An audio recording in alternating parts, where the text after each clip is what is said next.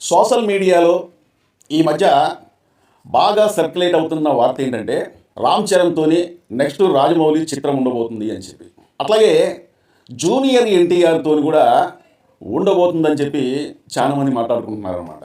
మరి ఈ విషయంలో ఏది నిజం, ఏది అబద్ధం?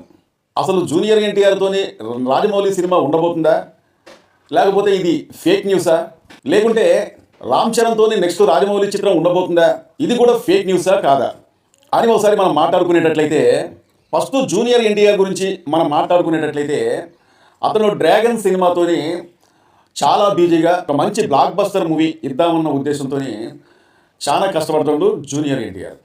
ఎందుకంటే అతను కూడా ఆశించిన విజయాలు రావాలన్న ఉద్దేశంతో జూనియర్ ఎన్టీఆర్ చాలా కష్టపడుతున్నారు అన్నమాట.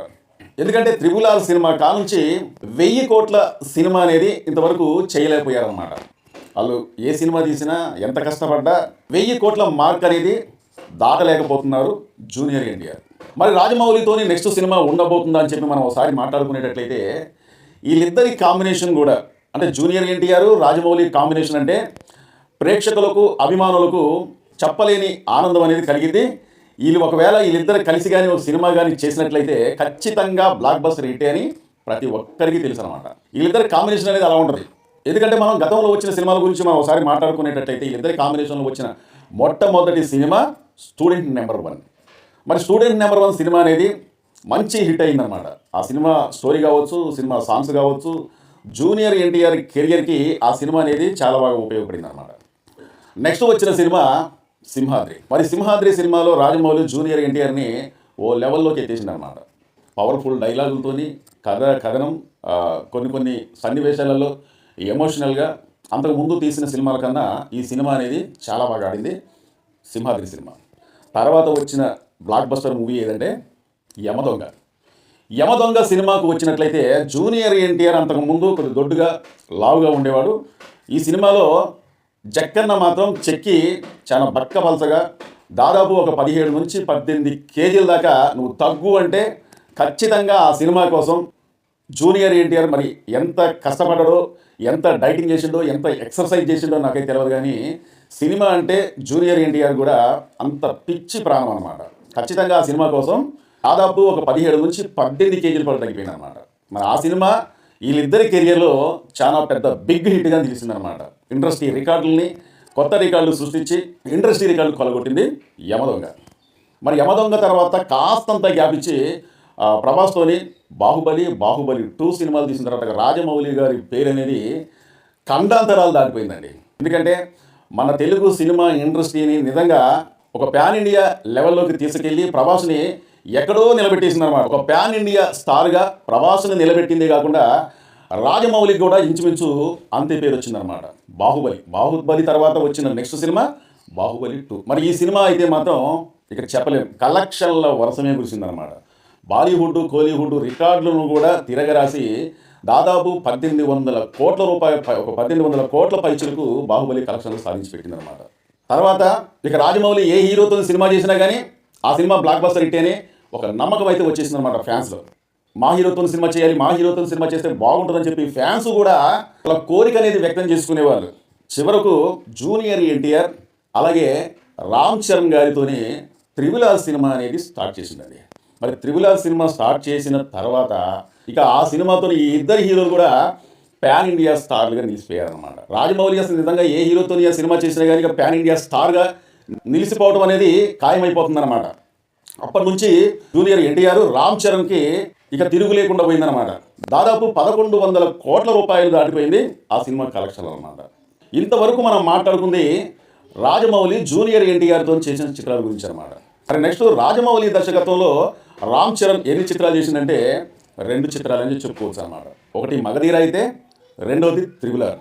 రామ్ చరణ్ అప్పుడప్పుడే సినిమా ఇండస్ట్రీకి పరిచయమై అంతకుముందు చిరుత సినిమాతోని రామ్ చరణ్ అతను ఏంటో ప్రూవ్ చేసుకుంటూ కానీ ఇక సినిమా ఇండస్ట్రీలో నిలబడాలంటే ఆ ఒక్క చిత్రమే సరిపోదన్నమాట. రాజమౌళికి రామ్ చరణ్లో ఏం కానొచ్చిందో నాకైతే తెలియదు. కానీ అతను ఒక కథ పట్టుకొని ఇతనైతే ఆ కథకు కరెక్ట్గా సరిపోతాడన్న ఉద్దేశంతో మగధీర కథతోని ఇక రామ్ చరణ్ గారిని ఎన్నుకున్నాడండి. రామ్ చరణ్ గారితో ఆ సినిమా షూటింగ్ అనేది ప్రారంభించిన తర్వాత చాలామంది చాలా రకాలుగా మాట్లాడారు. రామ్ చరణ్ చిరుత సినిమా తర్వాత దాదాపు సంవత్సరంన్నర పాటు వేరే సినిమాలు అనేది ఇంకా రావట్లే. దాదాపు 2 సంవత్సరాలు పూర్తయిపోయింది.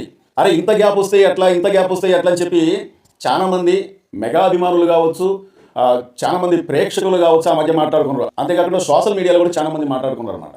కానీ వీళ్ళందరూ మాటలకు సమాధానంగా ఇక మగధీర సినిమా రిలీజ్ డేట్ వచ్చి రిలీజ్ అయిందనమాట. ఇక ఆ సినిమా రిలీజ్ అయిన తర్వాత ఒక్కొక్కరికి మాత్రం గూస్ బంప్సే, ఒక్కొక్కరి నరాలు ఆ సినిమా చూస్తూ ఉంటే పొంగిపోయాయని చెప్పుకోవచ్చు అనమాట. తెలుగు సినిమా ఇండస్ట్రీ రికార్డులు మొత్తం కూడా రెండో సినిమాతోనే తుడిచేసిండు రామ్ చరణ్. అంత బాగా ఆ సినిమా అనేది ఆడి అప్పట్లోనే 100 కోట్ల క్లబ్లో ఆ సినిమా చేరిందనమాట. మరి ఆ సినిమా నుంచి రామ్ చరణ్కి ఎంత పేరైతే వచ్చిందో రాజమౌళికి కూడా అంతే పేరు వచ్చిందన్నమాట. ఎవరు చూసినా కానీ బాబా ఏముందిరా ఈ సినిమా, మగధీర సినిమా గురించి ఒక్కరి నోట ప్రతి ఒక్కరి మాట నిజంగా కొత్త కుర్రోడు రెండో సినిమాతోనే ఇండస్ట్రీ రికార్డులు బదలగొట్టిందా, ఏముందిరా సినిమా, నిజంగా తండ్రికి తగ్గ తనయుడు చిరంజీవి గారి పేరు నిలబెట్టిండు రామ్ చరణ్ అని చెప్పి రామ్ చరణ్ని ప్రతి ఒక్కరు కూడా ఇక పొగడటం స్టార్ట్ చేశారండి. మరి రాజమౌళి దర్శకత్వంలో తన రెండో చిత్రం ఏంటంటే త్రిబుల్ ఆర్. ఈ సినిమాలో హీరోలు జూనియర్ ఎన్టీఆర్ అలాగే రామ్ చరణ్ కూడా. మరి ఈ సినిమా జూనియర్ ఎన్టీఆర్కి ఎంత ఉపయోగపడిందో రామ్ చరణ్ కూడా అంతే ఉపయోగపడింది అనమాట.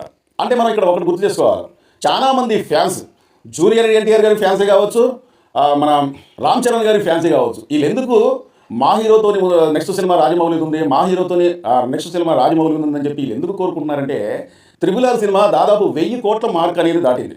కానీ ఆ 1000 కోట్ల మార్కు దాటే చిత్రాలు ఇంతవరకు జూనియర్ ఎన్టీఆర్కి రాలేదు, అలాగే రామ్ చరణ్ కూడా రాలేదన్నమాట. అంటే వీళ్ళిద్దరికీ అంత పెద్ద బ్లాక్ బస్టర్ హిట్ అనేది రాకపోవడం వల్ల కాస్తంత బాధ అయితే మాత్రం వీళ్ళిద్దరి ఫ్యాన్స్లో ఉంది. అందుకనే మళ్ళీ రాజమౌళి దర్శకత్వంలో మా హీరో జూనియర్ ఎన్టీఆర్ సినిమా ఖచ్చితంగా ఉంటుందని చెప్పి చాలామంది ఫ్యాన్స్ మాట్లాడుకుంటున్నారు అనమాట. మాట్లాడుకోవడమే కాదు, వాళ్ళ కోరిక కూడా అలాగే ఉన్నట్టు అనిపిస్తుంది. అంతేకాకుండా రామ్ చరణ్ గారి ఫ్యాన్స్ కూడా ఇలా ఎందుకు మాట్లాడుకుంటున్నారు, రాజమౌళితోని ఒక చిత్రం కానీ ఉన్నట్లయితే అది ప్రపంచ రికార్డులను కొల్లగొట్టడం ఖాయం అని చెప్పి నెక్స్ట్ ఆర్సీ 17 తర్వాత ఖచ్చితంగా ఆర్సీ 18వ సినిమా రాజమౌళితో ఉండబోతుందని చెప్పి చాలామంది మెగా ఫ్యాన్స్ కూడా కోరుకుంటున్నారు అన్నమాట. కానీ వాళ్ళ కోరికలో న్యాయం ఉంది. కానీ ఇక్కడ రియాలిటీగా వచ్చినట్లయితే ఇక్కడ రాజమౌళి మహేష్ బాబుతోని వారణాసి చిత్రం చేసే సంగతి ప్రతి ఒక్కరికి తెలుసు అన్నమాట. కానీ ఆ సినిమా షూటింగ్ మొత్తం కూడా పూర్తయ్యేలాడికి ఆ సినిమా రిలీజ్ డేటు 2027 ఏప్రిల్ ఏదో అనుకుంటున్నారు. నాకు తెలిసినంత వరకు రాజమౌళి చిత్రాలు ఏ సినిమా చూసినా కానీ అతను అనుకున్న డేట్కి అనేది రిలీజ్ అవ్వడం చాలా కష్టం అన్నమాట. మరి అనుకున్న డేట్కి అనేది ఒకవేళ రిలీజ్ అవ్వకపోతే ఏప్రిల్ నుంచి మేలోకి వెళ్ళిపోవచ్చు, మే నుంచి జూన్లోకి వెళ్ళిపోవచ్చు, లేదా జూన్ నుంచి జూలై ఆగస్టు సెప్టెంబర్లో కూడా వెళ్ళిపోవచ్చు అనమాట. కానీ ఇక్కడ మన డేట్ అనేది ఖచ్చితంగా ఈ డేట్కే వస్తుందని చెప్పి నమ్మకం పెట్టుకోలేము అనమాట. మన జూనియర్ ఎన్టీఆర్ డ్రాగన్ సినిమాతో షూటింగ్లో ఉన్నాడు. మరి ఆ సినిమా కూడా పూర్తవ్వాలి, రిలీజ్ అవ్వాలి. మరి రామ్ చరణ్ విషయానికి వచ్చినట్లయితే ఆర్సీ 17, మరి ఆర్సీ 17 కూడా పూర్తయిన తర్వాత మాత్రమే ఇతను కూడా ఖాళీగా ఉండే అవకాశాలు అనేది ఎక్కువగా కనిపిస్తున్నాయి అన్నమాట. వీళ్ళిద్దరు కూడా ఖాళీగా ఉన్నప్పుడే వారణాసి సినిమా పూర్తయి ఆ సినిమా విడుదలయ్యి ఆ సినిమా రిజల్ట్స్ వచ్చిన తర్వాత నాకు తెలిసినంత వరకు వీళ్ళిద్దరు వేరు సినిమాలు కాకుండా వీళ్ళిద్దరితోనే త్రిబుల్ ఆర్ సినిమా అనేది ఇంతకుముందు రాజమౌళి ఒకసారి ప్రకటించిండు, ఖచ్చితంగా త్రిబుల్ ఆర్ సీక్వెల్ ఉండబోతుంది అని చెప్పి. నేను అనుకునేది ఏంటంటే త్రిబుల్ ఆర్ 2 ఒకవేళ ఉండబోతుంది అని చెప్పి నేను అనుకుంటున్నాను అనమాట. చాలా మంది మా వీడియో చూస్తున్నారు కానీ సబ్స్క్రైబ్ చేసుకోకుండా చూస్తున్నారంటే దయచేసి మీరు మమ్మల్ని సబ్స్క్రైబ్ చేసుకుంటే మమ్మల్ని ఎంకరేజ్గా ఈ వీడియోపై ఒక లైక్ చేయండి, మీ అమూల్యమైన కామెంట్ తెలుపుతారని చెప్పి కోరుకుంటూ మా వీడియో నచ్చితే సబ్స్క్రైబ్ చేసుకోండి. మరో మంచి వీడియోతో మళ్ళీ మీ ముందుకు వస్తాను. Thank you.